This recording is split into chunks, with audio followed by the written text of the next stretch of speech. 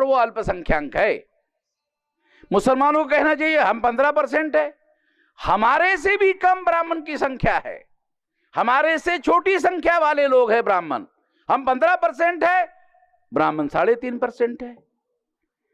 मुसलमान ऐसा करने के बजाय क्या करते हैं, SC ST OBC के लोग हिंदू है तो 74.5% को जब मुसलमान संगठित मुसलमान हिंदू कहते हैं तो ब्राह्मणों का फायदा होता है।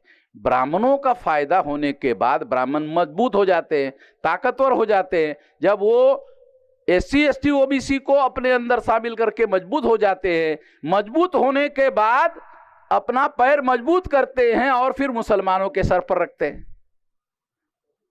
जब मुसलमानों के सर पर रखते हैं तो मुसलमान कहते हैं अरे हमारे ऊपर अत्याचार हो रहा है।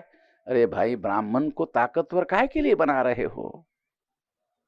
ब्राह्मण को ताकतवर मत बनाओ, उनको 3.5% रखो। 3.5% वाला तो आपके सर पर पैर ही नहीं रख पाएगा क्योंकि आपकी 15% संख्या है। अगर उसने पैर रखने की कोशिश की तो एक पैर रखने की कोशिश की तो आप 2 पैर रखकर उसको पीठ पटक सकते हैं।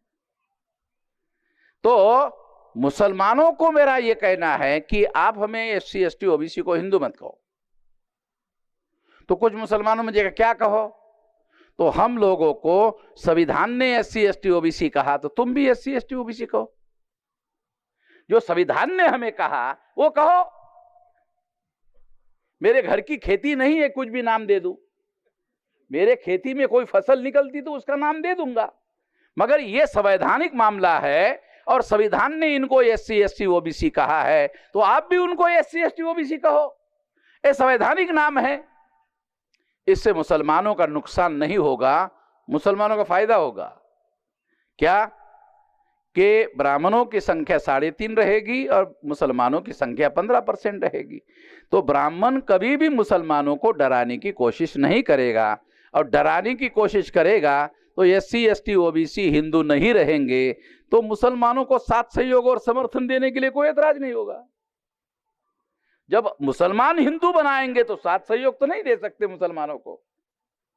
अगर उनको SC ST OBC रखोगे तो फिर आपको साथ सहयोग दे सकते हैं, ये आपको फायदा है। तो मैं मुसलमानों के सारे देश के जो लीडर लोग हैं जिनको थोड़ी बहुत राजनीतिक समझ है, वो राजनीतिक समझ रखने वाले लोगों को अपील कर रहा हूं कि जो कह रहा हूं वो माइक पर कहने की बातें नहीं है, फिर भी कह रहा हूं कि सुनो भाई, ठीक से तुम लोग ठीक से सुनो, समझकर करो। समस्या क्या है?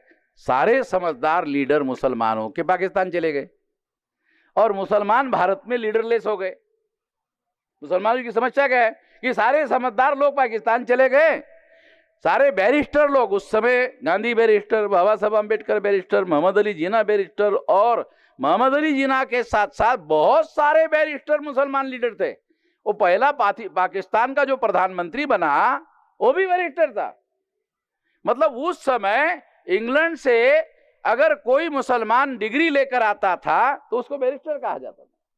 बाबा साहब अम्बेडकर, जवाहरलाल नेहरू भी, मोतीलाल नेहरू भी बैरिस्टर थे। तो बैरिस्टर लोग जो है जो बातें अंग्रेजी में ही करते थे,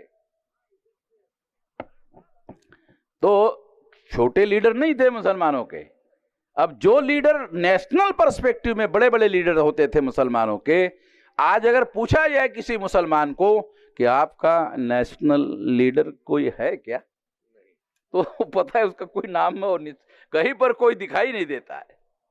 तो मुसलमानों की ये बड़ी समस्या है और इसके बारे में जो SC ST OBC के लोग जागृत हो रहे हैं, संगठित हो रहे हैं, उनके साथ सलाह मशवरा करके इस मामले का हल किया जा सकता है, ये किया जाना चाहिए।